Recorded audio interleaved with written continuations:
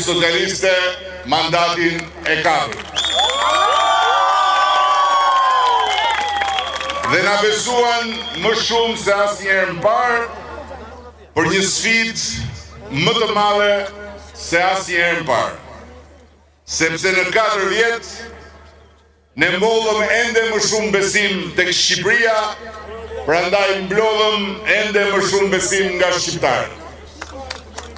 Ne mbollëm ende më shumë shpresë në Shqipërinë, prandaj mblodhëm ende më shumë shpresë nga shqiptarët. Ne mbollëm krenari ende më të madhe për Shqipërinë europiane, që po ndërtojnë gur pas guri. Prandaj mblodhëm votjat e një mbështetje referendare për Shqipërinë që do të anëtarësojnë Bashkimin Evropian vit pas viti. Këto zgjedhje përballen Shqipërinë që di çfarë do dhe di çfarë bën dhe punon e nuk ndalet duke u ngjitur lart e më lart me Shqipërinë që di vetëm kë nuk do dhe zi çfarë flet dhe shan e mallkon pa pushim duke ulur poshtë e më poshtë. Shqiptarët zgjodhen me si Shqipërie gjithnjë më të mirë, të udhëhequr me krenari dhe të qeverisur me vendosmëri në rrugën e mundimshme të fatit ton europian dhe një Shqipërie të përgojuar si vend gjithnjë më i keq i tërë zezave, me sy të nxirr nga grushtat e urrëties politike dhe trupin e tërhequr zvar nga gjuhët e palodhura të asaj urrëtie. Mes dritës së hyjeve të Europës dhe errësirës së gropës së një kapele fake, Shqipëria zgjodhi hyjet. Mes ngjitjes vështirë në maj dhe rënies së mbyllur në umner, Shqipëria zgjodhi ngjitjen. Mes korit ton për Europën dhe një grumbull i radiosh të vjetra me ca tiki-take rreth rrotull, Shqipëria zgjodhi korin ton. Faleminderit Shqipëri. Në kujtesën time, kjo fjalë fitoreje ka qenë më e vështira gjë sot për të bërë një fjalë që arrin ta thot atë çka për mua është kjo fitore. Dhe ndjes sepse realisht më është e pamundur të arrij ta them me gojë gjithçka që ndjej dhe mendoj prej orësh të gjata, ditësh dhe netësh pa gjumë, përballë një arritje të tillë, e cila është historike, jo thjesht për përmasën e fitores Partisë Socialiste, po mbi të gjitha për momentin historik kur kjo fitore mori jetë për Shqipërinë. Nuk ka fjalë të mjaftueshme për t'i falendëruar. Dhjetra mira, gratë e burrat, vajzat e djemt, e familjes sonë të madhe politike, që 4 vjet me radhë e shtruan me përpjekje, durim dhe disiplinë në çdo territor të Shqipërisë dhe së fundmi për 9 muaj, pa pushim, edhe në çdo drejtim jashtë kufive ku jetojnë shqiptarët, rrugën e kësaj fitoreje të paharrueshme. Faleminderit. Asherë faleminderit sa që janë antar dhe antare të familjes sonë politike që e bën si duhet pjesën e tyre për këtë fitore. Aq herë faleminderit sa çdo mbështetës i Partisë sonë Socialiste që dha votën e vet për këtë fitore dhe sa çdo zgjedhës që këtë herë erdhi me votën e tij drejt nesh, edhe pse mund mos jetë tradicionalisht me ne.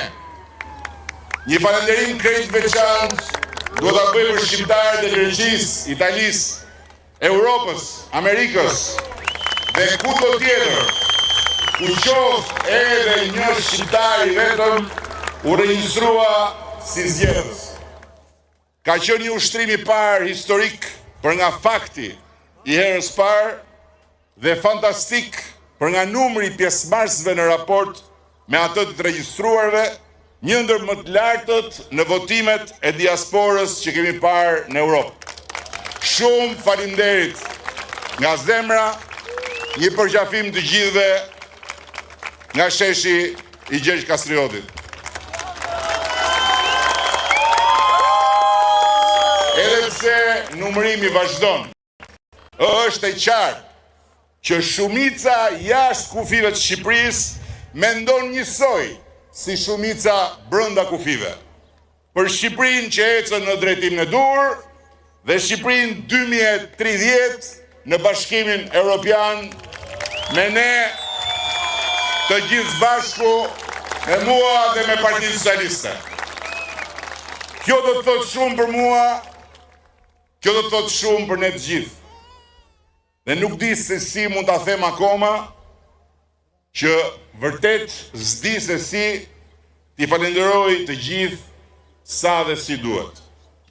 Faleminderit, rezultati i kësaj përballje me kundërshtarët tanë të kahershëm dhe të pandrejshëm është në fakt rezultati i një përballje përfundimtare me historinë tonë të mundimshme, në kushtet kur na ra neve shansi t'ja ndryshojmë përgjithmonë rrjedhën historisë. Gjithsesi, në kryqëzimin mes një palë zgjedhjesh politike për partinë që do qeverisë 4 vjet të ardhshme dhe një mundësie historike që Shqipëria 2030 të bëhet zonjë anëtare e familjes bashkuar europiane, ne u bëm partia që e mishëroi fuqishëm mundësinë historike në sytë e shqiptarëve që duan zonjën Shqipëri në sofrën e BE-s dhe veten e tyre qytetarë të barabartë Bashkimit Evropian. Të tjerët u munduan të na rendin pas me sharje lebetitse dhe me premtime uleritse, por dora dorës mbetën mbrapa, derisa mbetën shumë mbrapa. Megjithatë, edhe pse rezultati përfundimtar s'ka dalë akoma, mbase s'mbetet kredi njëjti, unë dua t'i përgëzoj udhëheqësit e partive të vogla opozitare, të cilët bën betejat e tyre jo të lehta dhe i mbijetuan presionit jo të vogël të ajrit me sforcave të mëdha kryesore. Uroj që të mos ecin më tej në gjurmët e opozitës vjetër dhe të falimentuar totalisht, po të gjejnë mënyrat dhe të gjejnë durimin për të rritur si alternativa dhe jo si volume zanore në mexhelisin ton politik.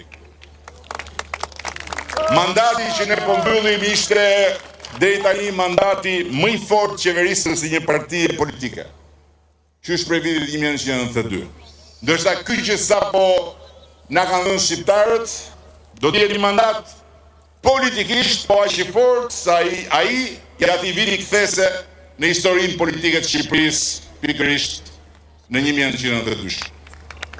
Dhe ne do të bëjmë të pamundurën që ta bëjmë edhe një mandat po aq domethënës edhe historikisht.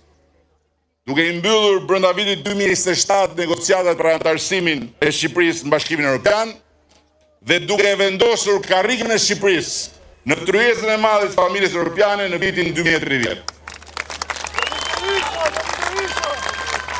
Koha e dreshi që në këtë shesh Skënderbeut, kërthis e Europës Ballkanit dhe xhevairi kryeqytetit tonë europian, ne t'u kërkojmë shqiptarëve, na e besoj ne, administrimin e shansit historik të bashkimit me Europën dhe ndarjes pa kthim një herë për gjithmonë me Azinë, të cilin fati pikërisht në këtë kohë e solli në duart e Shqipërisë.